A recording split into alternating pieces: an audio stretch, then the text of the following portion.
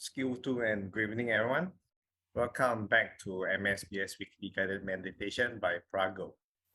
Today is the 28th of March 2023. We'd like to extend a great welcome to all new viewers to this channel.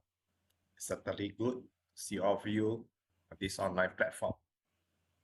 We are very grateful to have with us MN138 Adhibalo to guide us every Tuesday, sharing his knowledge on the suttas and guide us on the meditation. MN138 was born on July 14, 1985 and was ordained under the Theravada tradition of Thai Dhamma sect at Santi Forest Monastery, Johor in 2008. MN138 is currently the religious advisor to Buddhist Youth Network Singapore. This week we are continuing on the subject of Majjhima Nikaya 138. MN138 will be leading the homage to the Buddha and taking a 5 precept for Buddhists. Just a gentle reminder, and we have opened up the retreat registration. The theme of the retreat is Against the Stream. Meditation retreat in Malaysia in July, from 19 July to 23rd July. You can click on the registration or scan the QR code or go to MSBS.my Facebook account. Or you can contact me if you need any further details. Now, without further ado, I shall pass the mic over to MN138. Over to you, MN138. Okay, thank you, Terence, for the intro. So normally we have a bit of short opening chanting before we do the theoretical presentation, followed by guided meditation. So we start off with paying respects to the Buddha by giving 3 bows. First bow to the Buddha, and the second bow, and third bow. Okay, so the homage chant. Namo tassa bhagavato arahato samma sambuddhassa. Namo tassa bhagavato arahato samma sambuddhassa. Namo tassa bhagavato arahato samma sambuddhassa. And the 3 refuges: Buddhaṃ saraṇaṃ gacchāmi, Dhammaṃ saraṇaṃ gacchāmi, Saṅghaṃ saraṇaṃ gacchāmi. Dutiyampi Buddhaṃ saraṇaṃ gacchāmi, Dutiyampi Dhammaṃ saraṇaṃ gacchāmi, Dutiyampi Saṅghaṃ saraṇaṃ gacchāmi.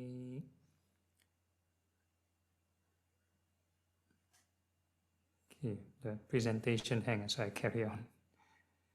Tatiyampi Buddhaṃ saraṇaṃ gacchāmi, Tatiyampi Dhammaṃ saraṇaṃ gacchāmi, Tatiyampi Saṅghaṃ saraṇaṃ gacchāmi. Pāṇātipātā vēramani sikkhapadang samadhiyāmi. Adinādāna vēramani sikkhapadang samadhiyāmi. Kāmesu micchācārā vēramani sikkhapadang samadhiyāmi. Musāvādā vēramani sikkhapadang samadhiyāmi. Sura meraya majjapama dathana Veramani Sikkhapadang Samadhiyami. Sadhu, sadhu, sadhu. Okay, so while waiting for Terence to return, we'll have a short chit-chat, maybe a Q&A. Anybody wants to discuss anything? Terence dropped me a message, said his PC got stuck. So never mind, it's impermanence. So we'll just go with the flow. Huh? So a short recap to those who are new here. We are discussing this particular scripture, Majjhima Nikaya 138. It's called the analysis of a statement. So basically it's about the Buddha making a short statement, and he didn't really explain the statement and he walked off. So the group of monks sort of were not sure what the Buddha meant of that statement and went to look for another monk to try to explain. So the monk, this Venerable Mahakachana, he explained in quite detail. So we are trying to look through this analysis. So basically it's about not positioning the mind inwardly or outwardly. Outwardly would mean the mind being scattered. And how do you call it? When the mind is scattered means whatever we see, hear, smell, think, taste, and touch. If a person is not mindful, will get carried away by the sense stimuli. Any nice sights you see, nice sounds you hear, then will develop greed. Anything that you do not like to see, do not like to hear, smell, think, and taste, and touch, then the mind will react with aversion, anger. So greed and anger mainly. So this is called craving. So the mind scattered and sort of follow the flow of craving. So that is how the mind is scattered. So the other statement mentioned how the mind is not scattered. Do not scatter your mind. So it's easy to say, do not scatter your mind. So requires lots of effort not to scatter the mind. A lot of meditators would say, just hold the mind together, don't let it scatter, right? Just force your attention at one place. So that's not the way to do it. There is a middle way. The Buddha discovered the Eightfold Path, the Noble Eightfold Path. So requires lots of right contemplation, especially the right contemplation, right thought, right effort, and everything. So it's a package. So we normally have this thoughts of loving kindness to reduce aversion, and thoughts of impermanence to reduce greed. Okay, so Terence is back. Welcome. I just finished chanted the 5 precepts. You can carry on with the PowerPoint presentation.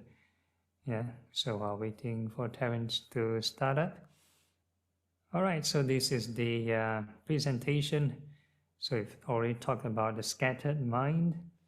All right, so if you look at the third paragraph, so that is the statement being made by the Buddha. You look at the one with the bold font, and the one with the bold font, the one with the third line, third paragraph, i.e. a monk should investigate in such a way that his consciousness neither externally scattered and diffused. So I've explained this earlier, the 6 senses, not to follow craving, nor internally positioned. So do not position it internally. So some people want to focus the mind or enter concentration. So even in jhanic states, in concentrated states, if a person is attached, cling on to the concentrated states, which are also part of the 5 clinging aggregates, so a person not free, he would, from lack of clinging. So if a person is not internally positioned, that means they do not cling on the concentrated states, he would from lack of clinging or sustenance be unagitated. So that's the first statement. The second statement is more or less the same thing to reaffirm. When his consciousness neither externally scattered and diffused, nor internally positioned, from lack of clinging or sustenance, he will be unagitated. There is no seed for conditions of future birth, aging, death, or distress. Right. So the last statement talk about future birth, aging, death, or distress. So again, there's many interpretations. So like what Marisa has suggested earlier, there's things like karma and rebirth. So that's one popular interpretation of this statement. The other one would be moment-to-moment birth of the craving formations. So again, this up to individual interpretation. So let's carry on. Okay, so today we'll cover this the third statement.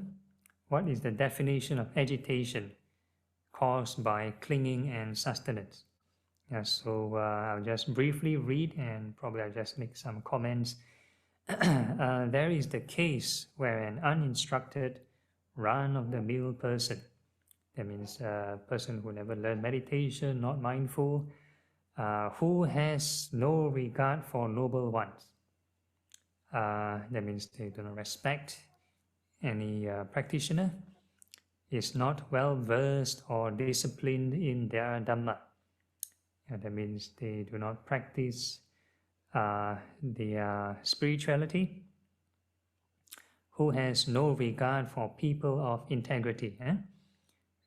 They do not seek for good company, is not well versed or disciplined in their Dhamma, assumes form to be the self. Okay, so this is the natural sort of how do you call it, habit. A person will assume form to be the self, or the self as possessing form. So there are many variations, or form as in the self, or self is in the form. His form changes and is unstable. Because of the change and instability of form, his consciousness alters in accordance with the change in form. With the agitation born from the alteration in accordance with the change in form and coming from co-arising of unskillful mental qualities, his mind stays consumed, and because of consumption of awareness, he feels fearful, threatened, and solicitous. Okay, so I'll just try to explain all these varieties of form and the self. Okay, he assumes form to be the self. So this, we assume, example, some people may, or rather, as long as we have the sense of I, why do you feel you are you? So in certain scenarios, sometimes we feel that the form is the self. So like this body, this form, anything tangible, we call it to be the self, or the image of your form to be you. So that is one assumption. Or the self as possessing form. So some people might believe the self as in like something like the spirit or some kind of soul or the mind or whatever you want to call it, possessing, controlling this form. So that is another assumption. Or form as in the self. Or we believe like the self is a very large thing and the form is inside that self. So that is another assumption. Or the self is in the form. Yeah, so the self is inside the form. So the source or this the soul or the whatever your self is inside the form, inside the container, inside the vessel. So there are many ways to perceive it, many spectrums, many variations of ideas surrounding this sense of self. Okay, so whenever form changes, for example, we grow old. So in our meditation, that's what we do. Also part of our routine, we think of the hair, the nails, teeth, and skin changing. So when this form, okay, so there goes the presentation. Is Terence your side okay? Okay. So with the Something wrong change, today. okay. So that is one example of the change in form. The presentation change. Okay, so when any form change, so the screen change, the wordings change, or even your body change, right? Any kind of form change and become unstable.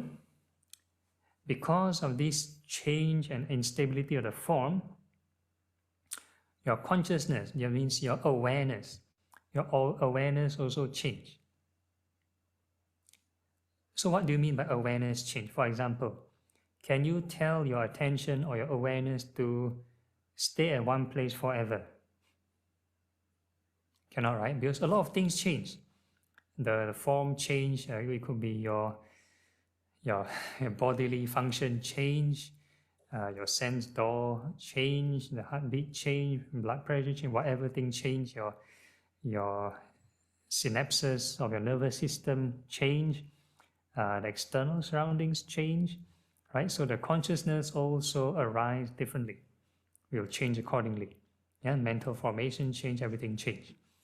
Okay, with the agitation born from the alteration. So if a person is not used to reflection of impermanence, they will believe this form is permanent. There's a strong, we call this a delusion. It's a natural, inbuilt kind of defilement to believe that as long as we pay attention to something for more than maybe 1 second, 2 seconds and above, we will naturally assume that that thing is permanent. It could be our body, our mind, our feelings, your friend, your family members. You never meet someone for some time, then you see, hey, you changed so much already, because we have an assumption that they will remain the same. All right, so when something changes, when the form changes, and our mind cannot accept, cannot accept the change, there will be agitation. Agitation born from the alteration in accordance with the change in the form, and coming from the co-arising of unskillful mental qualities. So unskillful means greed, hatred, delusion. Any kind of, we call it unskillful. There are some people that translate as evil or unwholesome. I think unskillful would be more precise. There are some thoughts which may not necessarily be evil, things like worrying or maybe daydreaming. They are not evil, but they are unskillful. So this will create certain unskillful habitual mental karmas, which will affect the state of mind, state of meditation also. Yeah, his mind stays consumed. So a person will be consumed by these unskillful mental qualities. And because of the consumption of awareness, he feels fearful, threatened, solicitous. So basically, all the kinds of suffering. So when the mind has this consumption, that means your mind is consumed by greed, hatred, delusion. Naturally, there'll be all kinds of suffering, fear, lamentation, sorrow, and stuff like that. Okay, any questions at this point before I move on? Understandable, huh? Okay, I hope it's not too deep or too heavy. Okay, next. Okay, so the rest is repeating. There are 5 aggregates. So form is 1. Then next is feeling. So feeling is the same repetition. Say the same thing, feeling as the self as the feeling, and so on and so forth. And the third aggregate is perception. So maybe I try to define what is feeling first. So feeling would be defined as pleasant, unpleasant, or neutral feeling. So there are 3 kinds of feeling. So if we go along with the flow of pleasant feeling, then a person will react these unskillful mental qualities of greed. If a person has unpleasant feeling, Then the unskillful mental qualities that follow will be aversion, anger. Yeah? And if a person has neutral feeling, then you just stay the status quo, neutral, okay, just stay there. Then that will be predominantly delusion. Yeah, so these are we call it 3 poisons. Okay, so the next one is perception. Perception to be the self. So perception is whatever some translators translate as memory. So whatever memory can be labels, could be an experience, then the mind sort of superimpose that on any sense stimuli to try to cognize or recognize quickly, to process faster. So there will be some, in a way, certain strings attached that is called perception. Yeah, when we perceive something, we have certain preconceived ideas. Yeah, so we call it perception. Next one is fabrications. Yeah, fabrication is the 4th aggregate. Other translators call it mental formations or karmic formations. So these are a few other interpretations. So whenever we generate a new thought, that is a new fabrication. When you're listening to me, you need to use certain formation, and you stop listening, the thought will be formed somewhere, somewhere else. Okay, then the next one is consciousness. Consciousness is your awareness. So whatever you're aware from your seeing, hearing, smelling, tasting, touching, thinking, so that is your consciousness. Yeah, so these 5 aggregates come in a package. They're like 5 in 1. You cannot say, I only want to have consciousness only. I don't want to have feeling, perception, and stuff like that. Huh? So they come in a package. Wherever you pay attention to, let's say you look at the screen, you're aware of the screen, and the screen itself has a form, the 4 elements, and it's something hard, some shape. It has you have feeling also. You like what you see, you don't like what you see, or you find it neutral. There's feeling also. There's perception. You give a label. What does this word mean? So these are perceptions. What is this shape? What is this color? So this perception. Then fabrication is the thought. When you're paying attention to this screen at a time, you need certain thinking. Thoughts are formed, and consciousness is this awareness. So these 5 is together. So I basically quickly read through again. Consciousness to be the self-possessing consciousness, or consciousness in the self, or self as in consciousness. Its consciousness changes and is unstable. So consciousness is always changing. Yeah, so in Buddhist context, your awareness, some people always say stay with awareness. So sometimes these instruction can be very vague or taken out of context. Stay with awareness. Normally in the Vipassana, we say open awareness. That means be mindful of the impermanence of this awareness also. If a person is not mindful of impermanence, they will assume this awareness to be the self, awareness to be permanent. So that can be very dangerous, or it will kind of block your progress. It won't create any kind of detachment.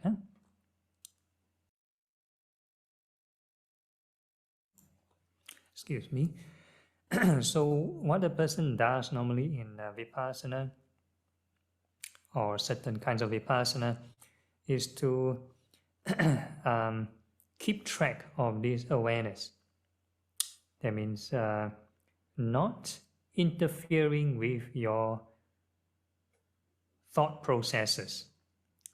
Wherever the mind wants to run around, let it run around. That's the open awareness kind of Vipassana. But when it runs around, you need to be mindful of the impermanence of these 5 aggregates. You don't let it run around and go to the stray thought. When you go to the stray thought, that is called externally positioned and scattered. And that's the first statement.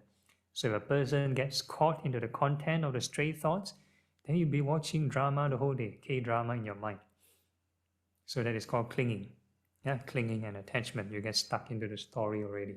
So there's no detachment.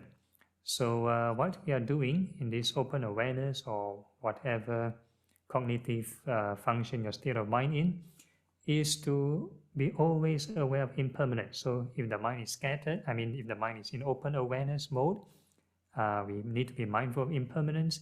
If the mind is restricted, you fix it to one area, to be at your breath or to be at your body, also need to be mindful of impermanence. So this way, wherever you position the mind, externally or internally, one will not cling. Yeah?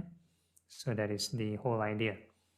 Okay, so I won't read through everything. This, friends, is how agitation is caused by clinging or sustenance. Yeah, so that is the 5 aggregates and how it sort of cling and cause agitation. So the main thing is there must be a co-arising of unskillful mental qualities. 5 aggregates by itself, no suffering. But when we cling to it, so how does it cling? It needs craving. It needs craving to cling. Yeah, so that is the whole idea. You need 2 hands to clap. So you need 5 aggregates and you need craving for these clinging aggregates to work and cause the suffering. Okay, next.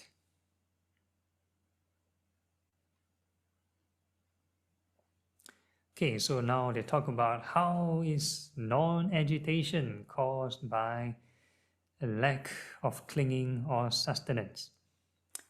Yeah, so I'll just briefly read through. There's a case when instructed disciple of the noble ones who has regard for noble ones. Okay, so this means the person who is taught in ways of the teachings or spiritual teachings. So they define what is an instructed disciple of the noble ones. First is they have regard for noble ones. So they respect spiritual persons, spiritually realized persons, is well versed and disciplined in their Dhamma. That means they also practice the teachings. Then the other criteria, who has regard for people of integrity. So they respect people who are righteous, is well versed and disciplined in their Dhamma. So these are the people who practice their teachings so that they can be righteous. So interestingly, they put their Dhamma. So it doesn't have to be Buddhism, can be other religion.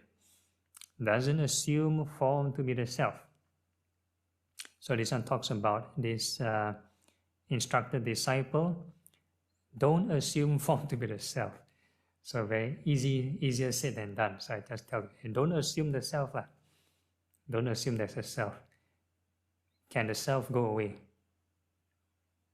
Yeah, it can't be done overnight. So this one requires, the Eightfold Path requires lots of right thought, right effort and everything. Okay, so the rest of the formula continues, or the self as possessing form, form as in the self in the form.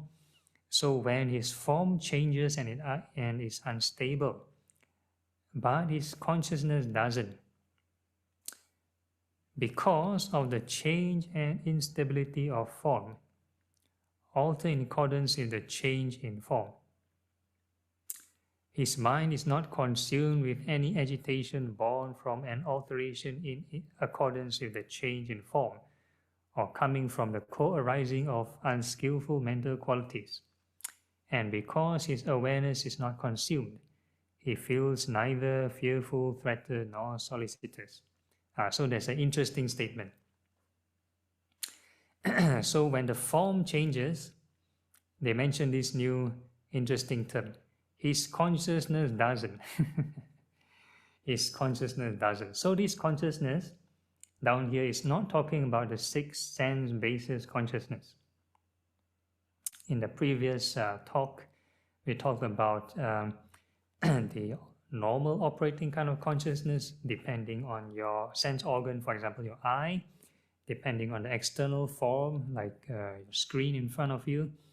Then eye consciousness arises. That means you're aware of your eyes. So consciousness has a different spectrum.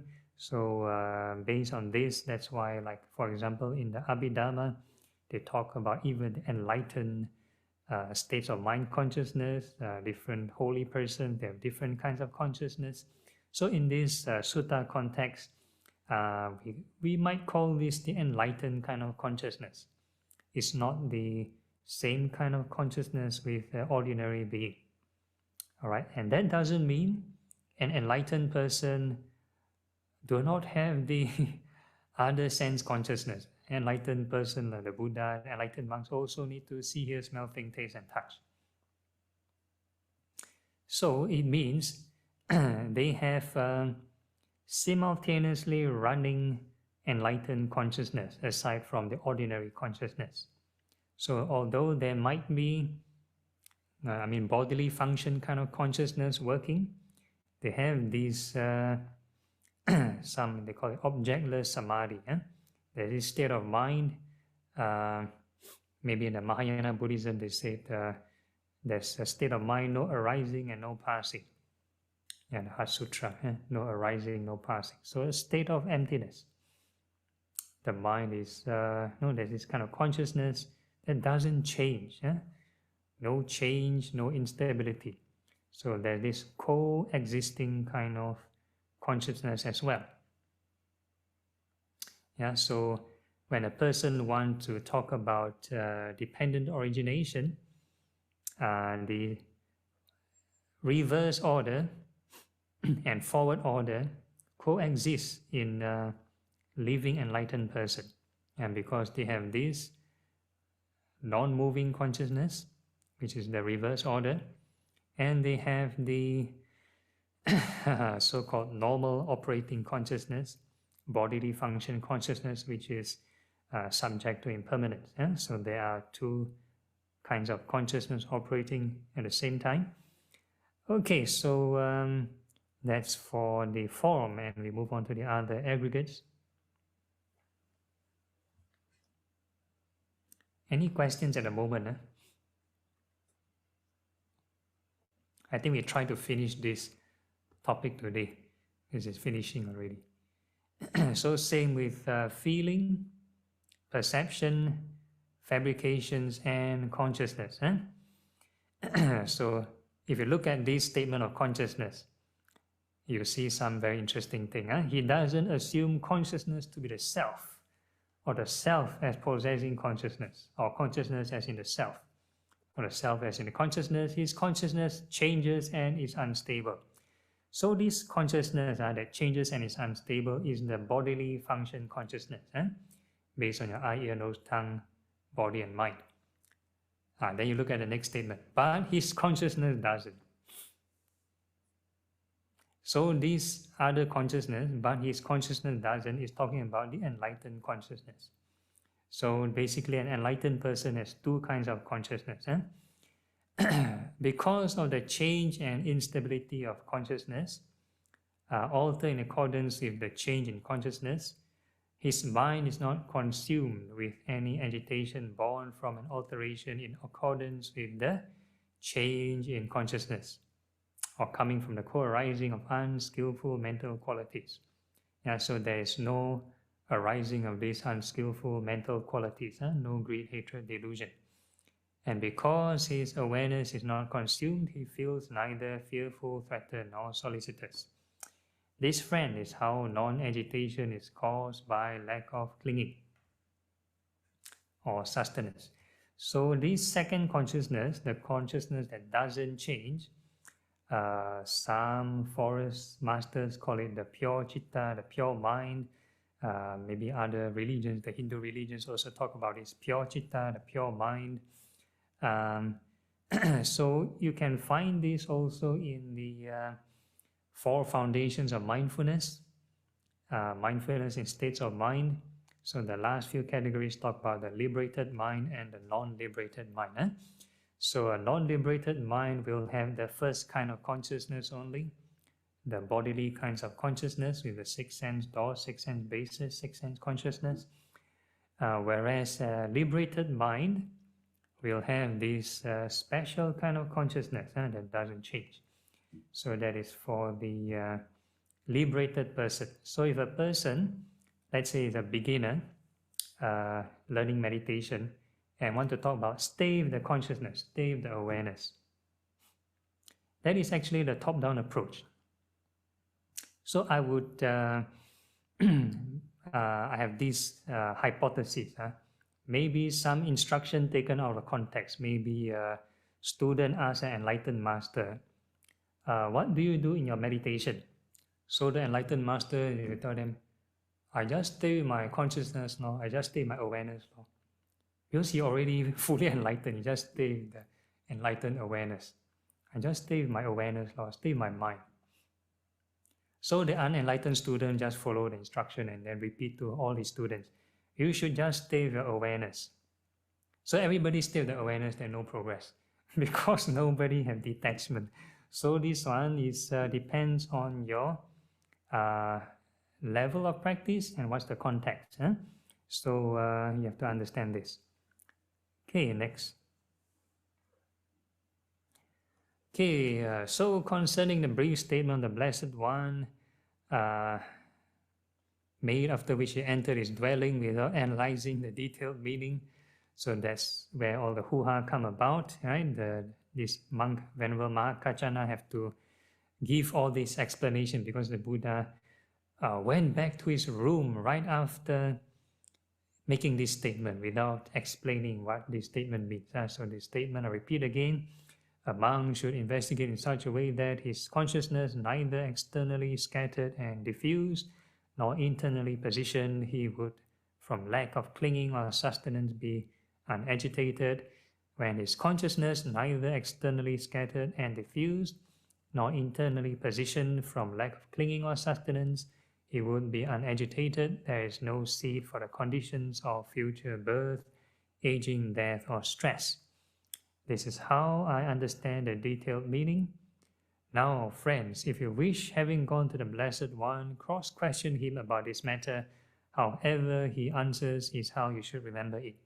So this Venerable Mahakachana said, okay, he has given his point of view of this statement. Now you should go and see the Buddha and find out what his analysis, what his meaning of this statement. So that's end of their discussion. So let's move on. So the monks, delighted in and approving of Venerable Mahakachana's words, rose from their seat, went to the Blessed One. On arrival, having bowed to him, sat to one side. So these are courtesies. So normally the monks, when they meet any senior monk, they'll just bow.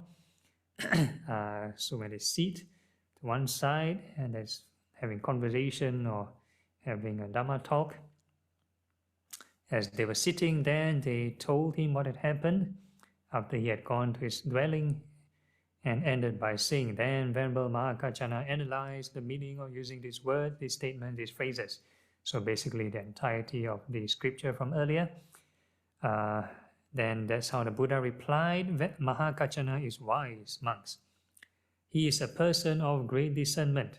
If you had asked me about this matter, I too would have answered in the same way he did. That is its meaning, and that is how you should remember it. Yeah, so that is what the Blessed One said, gratified the monks, delighted in the Blessed One's words. So the Buddha give give chop of approval to Venerable Mahakachana's explanation, and that's the end of the sutta. Okay, so end of sharing, and I open the floor to Q&A. Any questions on the ground?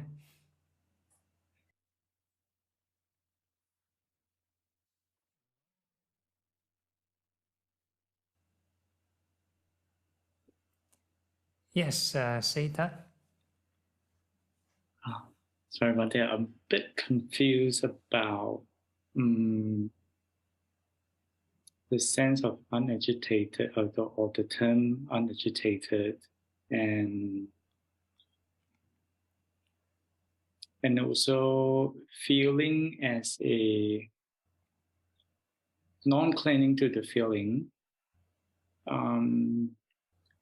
I'm just thinking if we are not clinging to the aggregate, would it be that there wouldn't be that happiness as well? So I'm just a little bit, I don't know whether or not I'm understanding correctly. I feel that feeling is one thing, and then the goal is also the feeling. I'm not sure. Okay. Right. This is a very good question. So a person can feel unpleasant feeling, but yet have no agitation. That is, if a person is free. So if a person has the purified consciousness or is enlightened, then they won't have this agitation. That means no more suffering. So agitation, in short, you can just call it suffering. That means if, let's say, an enlightened person experience something unpleasant or very painful, he will be still aware that this is not fun and would still not reject that feeling. Is that the... Yeah, in theory. Yeah, so in theory. So the whole idea is eventually we must realize it. So if we have a rough idea beyond scriptural this description, but eventually we still need to practice and experience for ourselves. Yeah, because it's a win-win investment. We must practice and we achieve it, and hey, it's a good kind of mental investment, free from suffering. Who won't want? Thank you. Okay. Anyone else? Hi, good evening, Bante. Okay, hi Dave.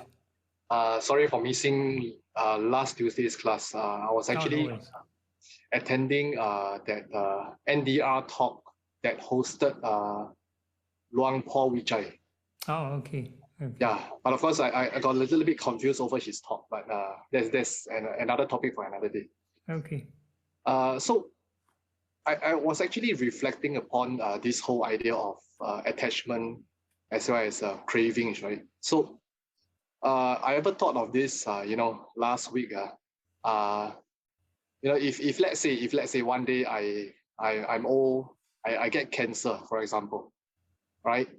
And I may have the insurance and financial abilities to undergo treatment for that cancer, for example, right? So I was just thinking, right?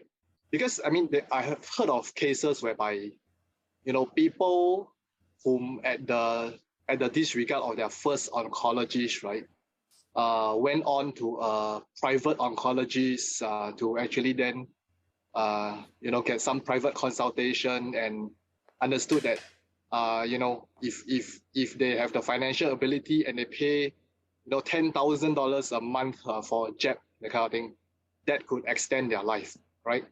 So I suppose that is part of a form of craving for eternity, right? But then again, because we in your teachings, we mentioned that there was once Buddha was meditating under the Bodhi tree until he was very thin, and then the devas wanted to pass him the divine nectar to feed him and nourish him, that kind of thing, right? And then later on he realized about the middle way. So I was just also thinking that if let's say one person has the financial capability to undergo treatment for cancer, all right, and then if that person decides not to actually undergo that treatment for cancer, for example, and gives up and would rather die naturally because of the cancer, even though the cancer might be discovered at stage 1, you rejected treatment, it progressed all the way to stage 4, and then the person passed on.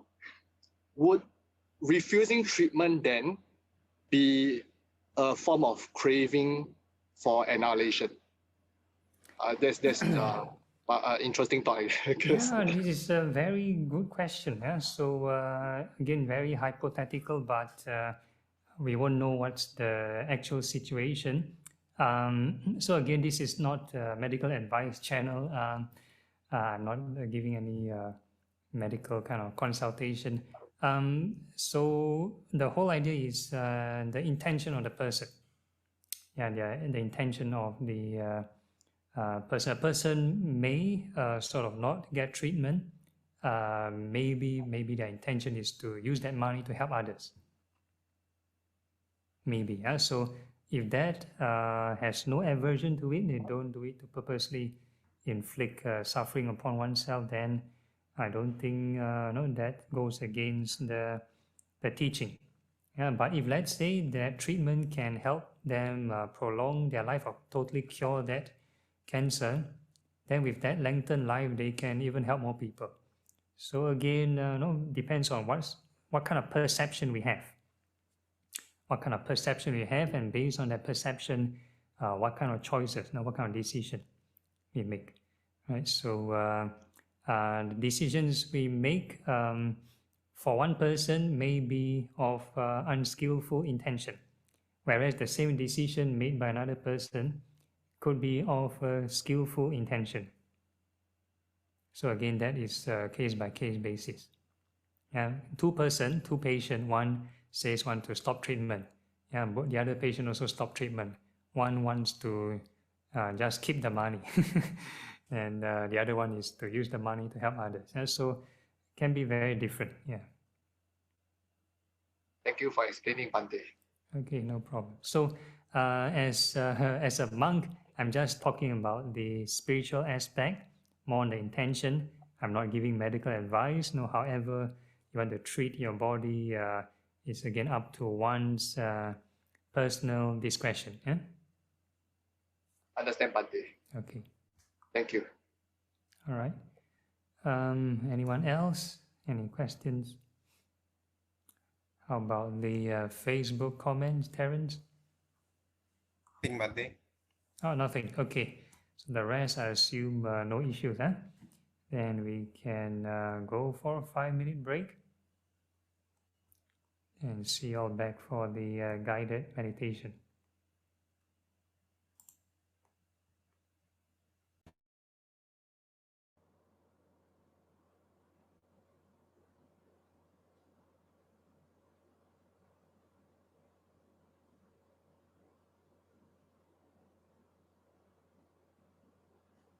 Okay, hi Roy. How are you? Hi, Bante. Okay, thank you. I Alright. managed to come in at, I think, 8:40 or 8:45. Yeah. Okay. So, essentially, yeah. Thank you. Bye. Are you able to follow the lesson? Trying to digest. Okay, to what, trying to digest. Okay. Yeah, so I will, anyway, it's recorded, so I will review and think about it again. Okay, you can But watch I think later. I think that's not what you just share with Darren just now. I think Dave, sorry, Dave. I think it's something, a food for thought. So that is very something that I'm thinking deeply about it. Yeah. All right.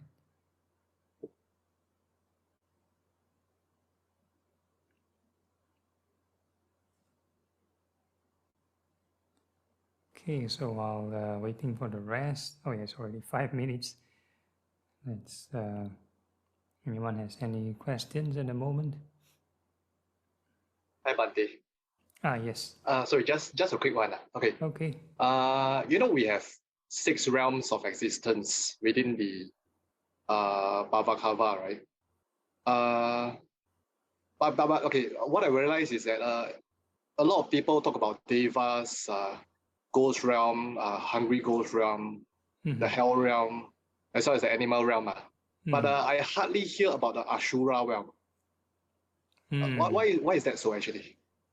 Yeah, because the Ashura realm have, depending on context, there's different classification. Some classify the Ashura realm below the human realm. Some classify the Ashura realm above the human realm. So kind of depends on who's the one compiling and whose perspective. Yeah, if I'm not wrong, the Asuras were once Devas, and they sort of got kicked out from the Deva council. There's the realm of the 33 gods. It's more like a council of 33 races. So they're kind of like the rebellious kind of civilization, and they're at war with those 33. Yeah. So the 33 that you're referring to is the Tavatimsa heaven, Yeah, right? Tavatimsa heaven. Yeah. Okay. Okay. Yeah, so I suppose it is this whole Ashura thing is a more clear concept within the whole Tibetan Buddhism concept, right? I'm not sure about the Tibetan text, but in general, the Mahayana scriptures will have more. They have more scriptures than Theravada Buddhism, so they may have more stories or more details regarding those realms. I see. But in the Theravada, scripture is always like it's like a tug of war. Sometimes the Asuras are winning, sometimes the Tavatimsa Devas are winning. So it's always ongoing battle. Yeah. Understand, Bhante. Thank you. Okay. All right. Anyone else? Bante is me, Roy. Yeah. Okay. There's, I think, a very quick one. It was to ask, add on to those to the question that the answer that you just made. So just I learned from one of the audio recording by Venerable Dhamma Buddha that he mentioned that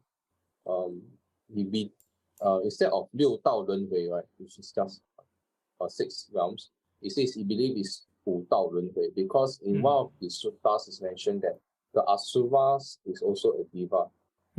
He say that if you say, I forgot what term, so there's a lot of asura, so I think it's the lowest form of, and you say the Buddha acknowledged that all the divas, so including that particular class of asura, came to see the Buddha. So from there he acknowledged that is all asuras are the diva. Just of course, what the fighting thing, that's another of course story to say another day.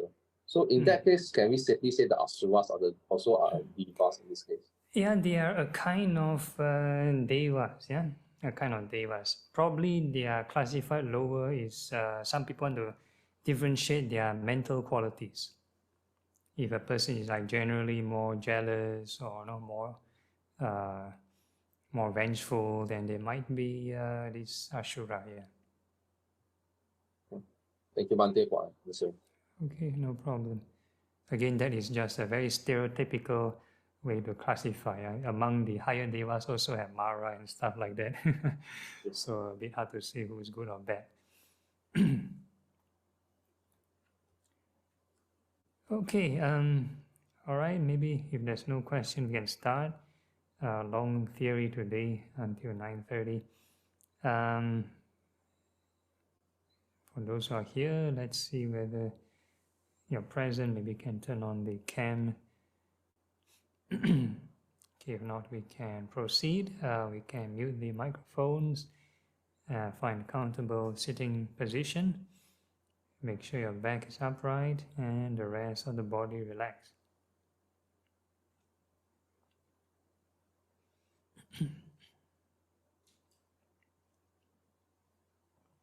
Because today's teaching is on both scattered externally and internally, how to position or not position externally and internally. So we're just going to sort of talk or discuss, go through the routine.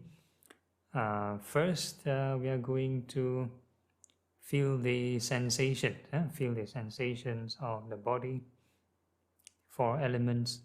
So this one doesn't require any visualization, purely feeling of sensation. So by feeling the sensations of the body, we are using the body sense door.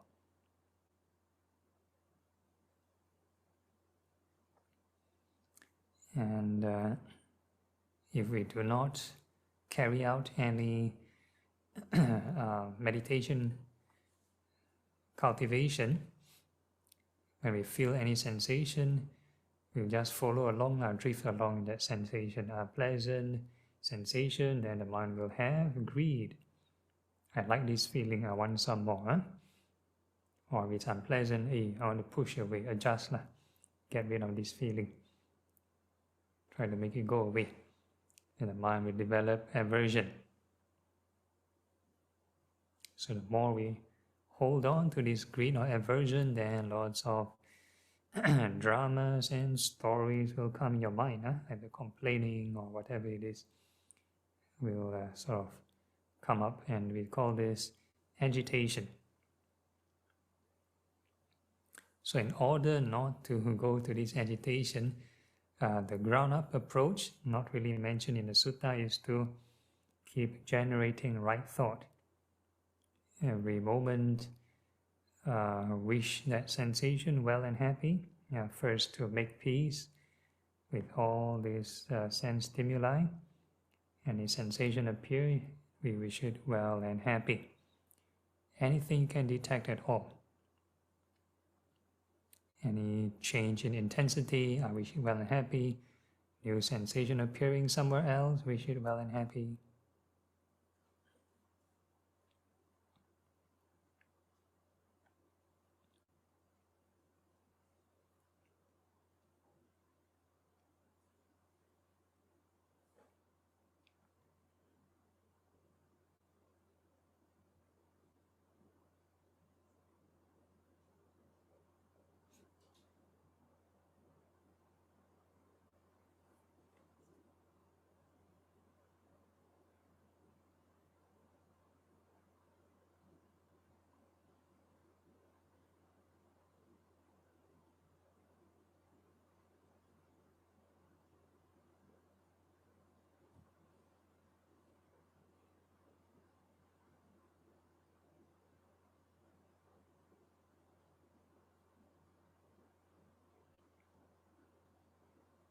So the more we wish it well, we are conditioning the mind not to struggle, not to fight, not to control all these sensations.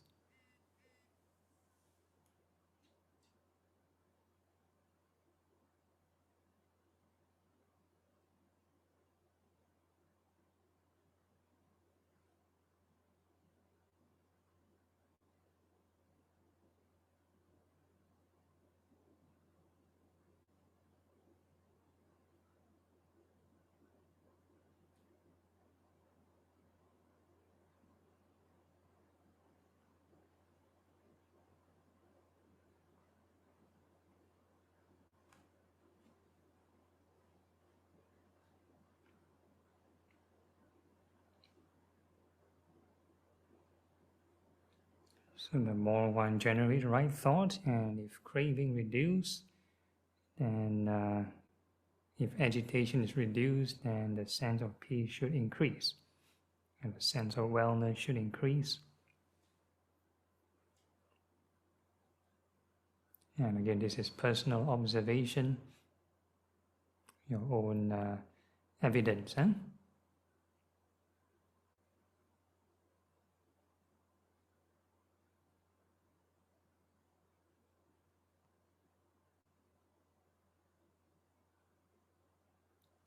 And if the mind is quite calm or quite settled down, then we take note that this is a restricted kind of loving kindness. And now we are going to wish all beings in all directions well and happy. So this one, no need to push the mind, let it expand naturally by itself. And no visualizing.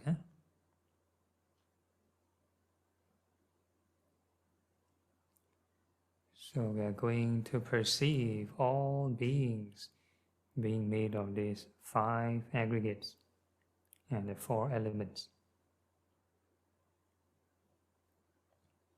So whenever we detect any sensation, we are going to wish all beings well and happy. So this is the non-discriminative way of opening your heart, opening your mind. Do not restrict to any particular person or persons. no strings attached.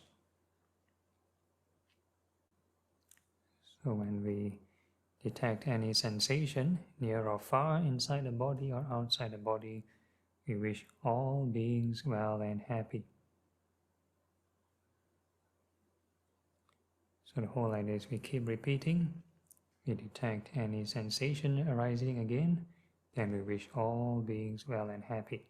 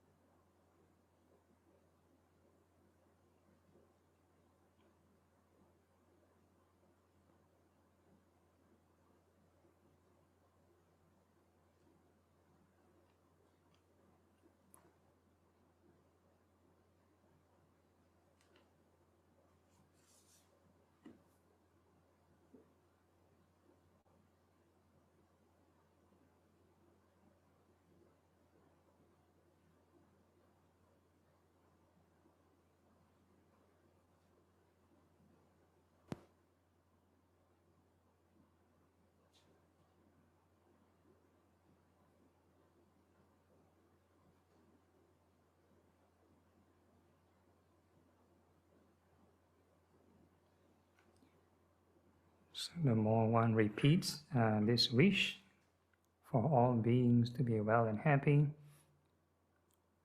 then one may enter the first level of concentration, denoted by the increment of joy and happiness, or increased sense of peace. And even though this may be a nice emotion, please do not just hentakaki and stay there. Continue to travel the middle path, keep wishing all beings well and happy. It is called prevent yourself from internally positioning the mind. And don't cling on to any concentrated states. Everything we just treat as bonus. Emphasis is on the right thought. Keep wishing all beings well and happy.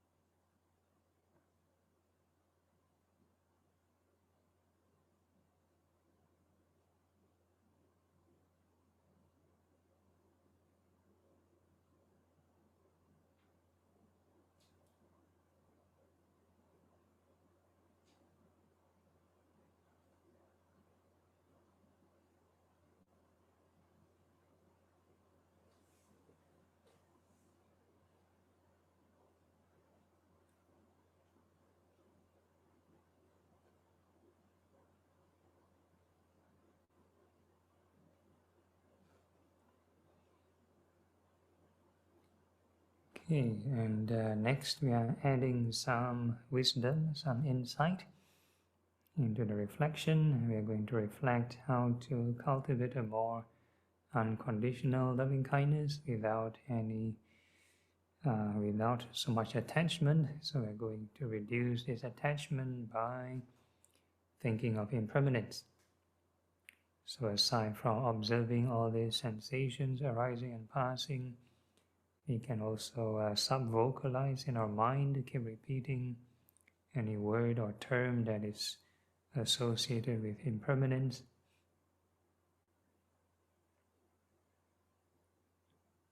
You can use rising, falling, anicca, impermanence, change. Pick any of your favorite and keep repeating.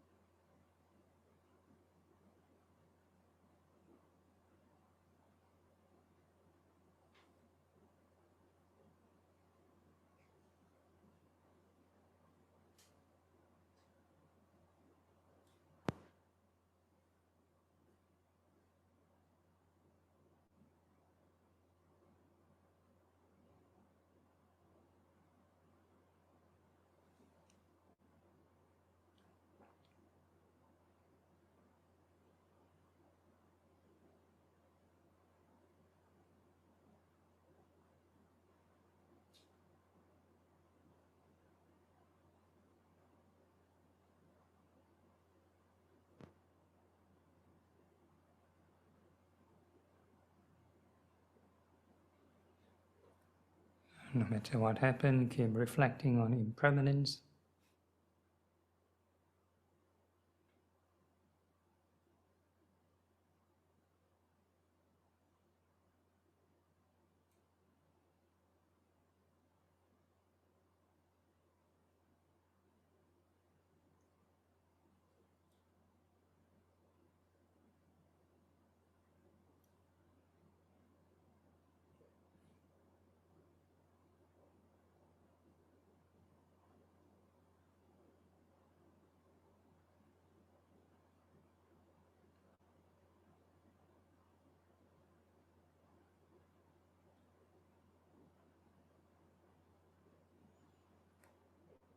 And if you experience this joy and happiness like fading away, and you get a neutral and refreshing kind of sensation, and that would be the equanimity of the fourth level, and also a bit of equanimity from inside.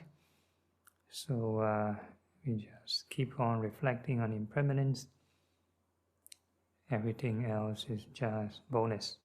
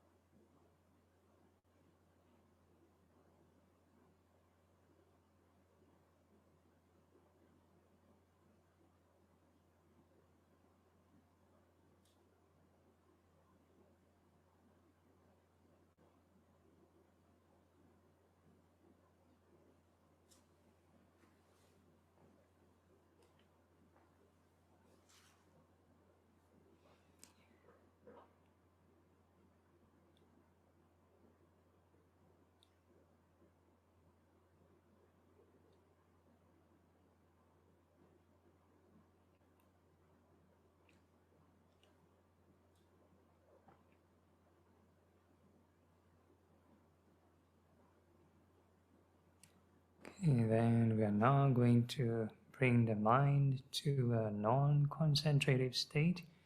Feel the sensations around the whole body again.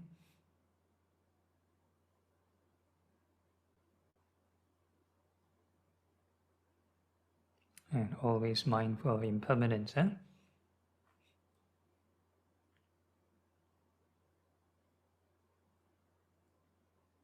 always check your craving meter. Is your attention increasing or decreasing?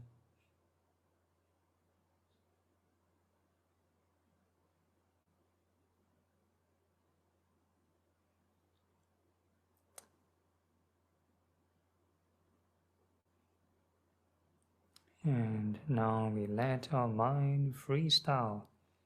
No need to confine the attention within the area of the body. No need to direct it anywhere, no controlling, no interfering. Let the mind go wherever it pleases.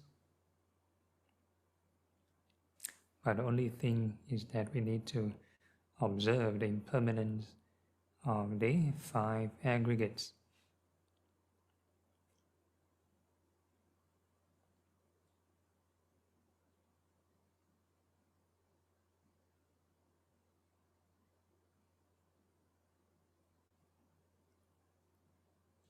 So basically your mind is basically like a GPS tracker. Track your mind, track your own attention. Every moment, where is your attention now? How does this attention arise and pass away?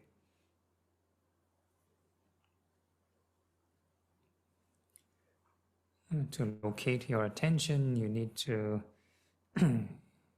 use the 4 elements as a marker. any hard or soft sensation, any kind of movement. That movement is the wind element. Hard and soft is the earth element. Maybe there might be some heat or no heat.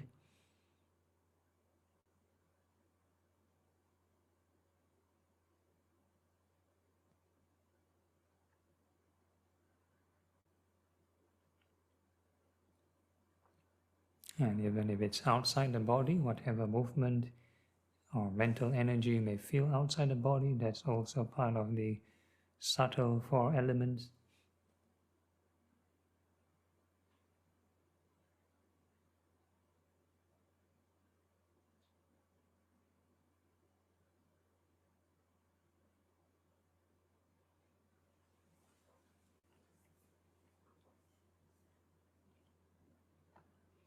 So to assist this investigation, so the first question we can ask is this five aggregates and the form aggregate by itself without interfering, is it permanent or impermanent?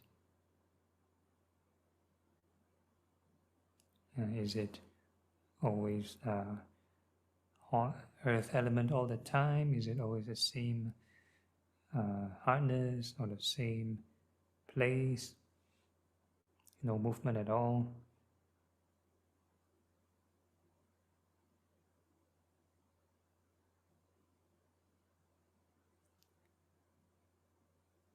And the second question is that five aggregates truly you or truly yours? Self in the form or form in the self? Sometimes we may think the five aggregates is you, sometimes the five aggregates is yours. You are apart from the five aggregates.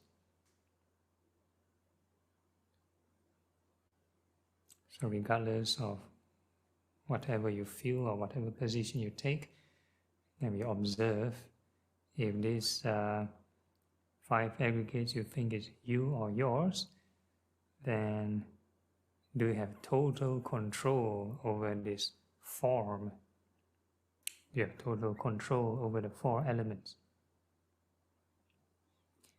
Can you tell your temperature, to stay in certain, let's say if you're cold, can you tell your feel warmth all the time?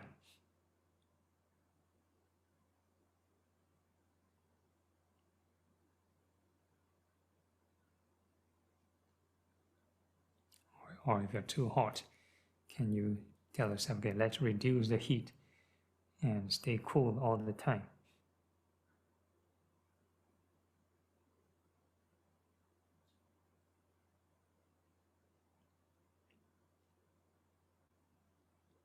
Or you have any aches or tension in the body, can you tell it to be gone? Be tense-free all the time.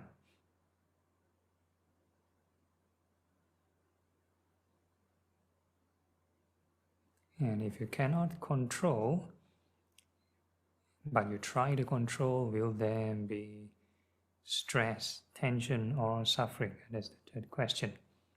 Will there be suffering if you try to control and manipulate?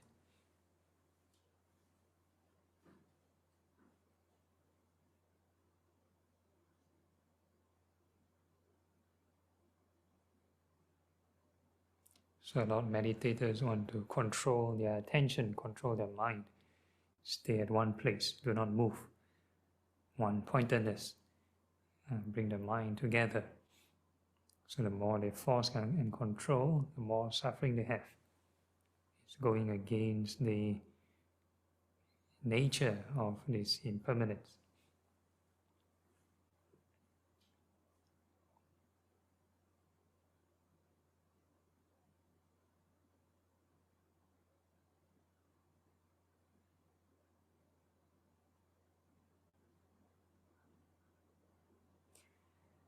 Okay, then we can investigate the other aggregates, look at the feeling aggregate.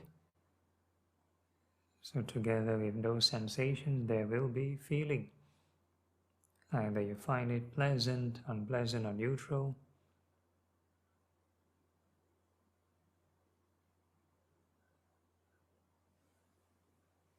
And again, can ask 3 questions.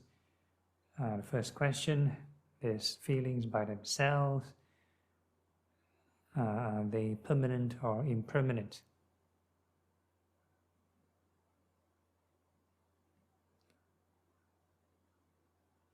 And the second question, are these feelings you or yours?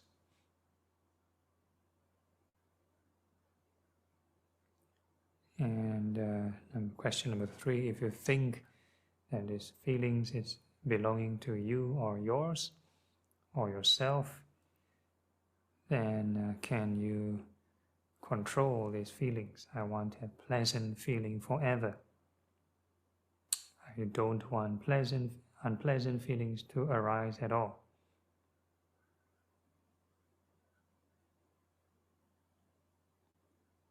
And if you do so, you try to control or manipulate, will there be suffering? Will there be tension and stress?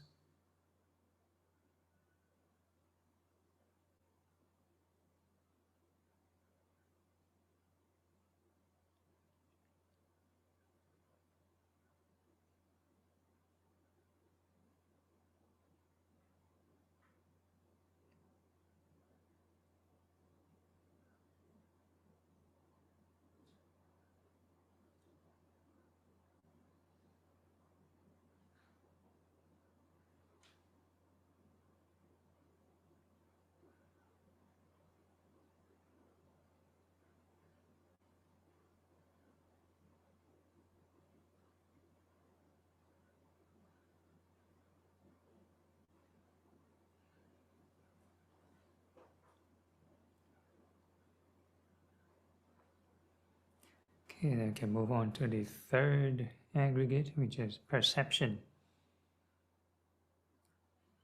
So perception are basically all the past experiences or terminologies, the labels that we've learned before, and we try to label this sensation, these experiences.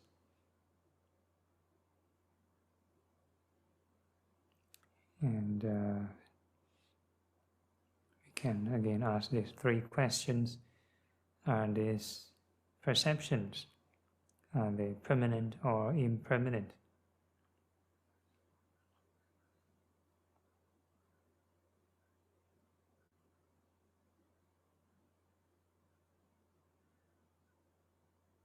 So when you give a label, does it just stay there?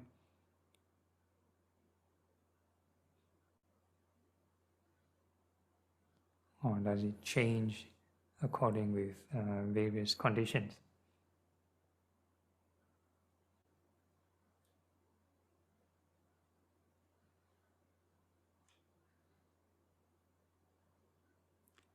And the second question, are these perceptions, these memories, are they truly self or belonging to you?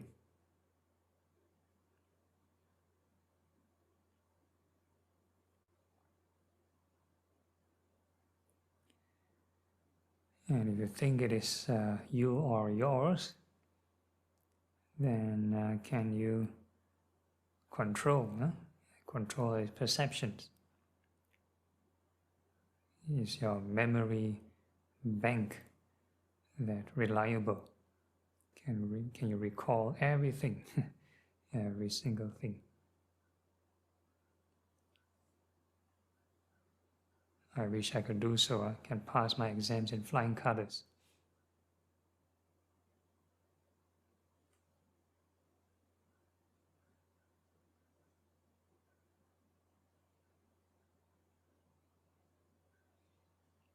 And if you try to control these perceptions or this memory, will there be stress or suffering?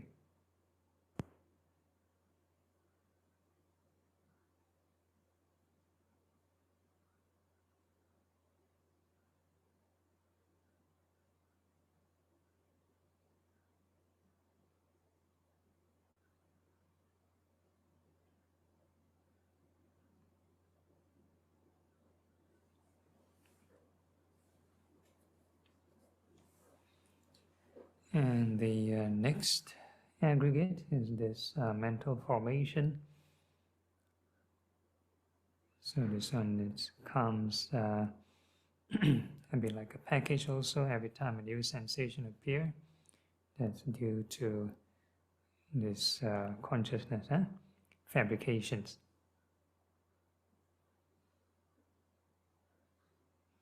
And the same three questions. First question, are these formations, are they permanent or impermanent by themselves? Do they just form only one thing and they just stop there? Or they keep changing?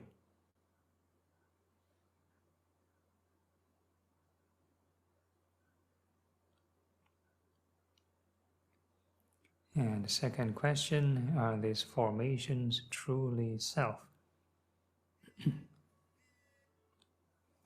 Truly yours? And if you think it is truly you or yours, then could you direct this sensation, direct this experience to one thing only, and ask it not to create any other formations.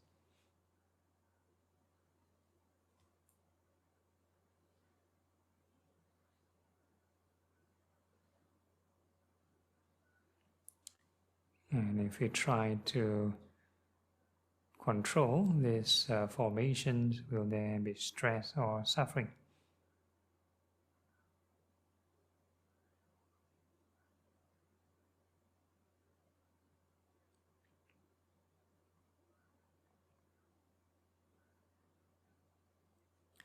So the fifth aggregate is also the same, the awareness of all those sensations. Due to time constraint, you can reflect this on your own, in your free time, in all postures, all activities. Always be mindful of impermanence. Okay, and with that we can gently open our eyes, formally end the session, but informally still can generate right thought.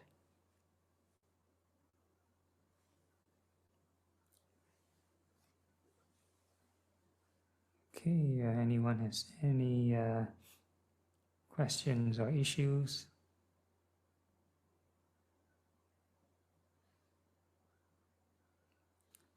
All okay, no problems. Okay, then maybe Terence can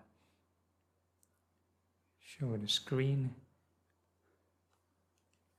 Okay, this is the dedication chant. Dedicate the merits. Akasata chapumata devanaga mahitika punyang tang anumoditva chirang rakantu lokasasanang etavata cha amhihi sampadang punya sampadang sabbe deva sabbe bhuta sabbe sata anumodantu sabba sampati siddhya. Dedication of merits to the departed. I think next week is the Qingming, so we can actually dedicate every day also. Idang me nyatinang hotu sukita hontu nyatayo. Idang me nyatinang hotu sukita hontu nyatayo. Idang me nyatinang hotu sukita hontu nyatayo. And aspiration.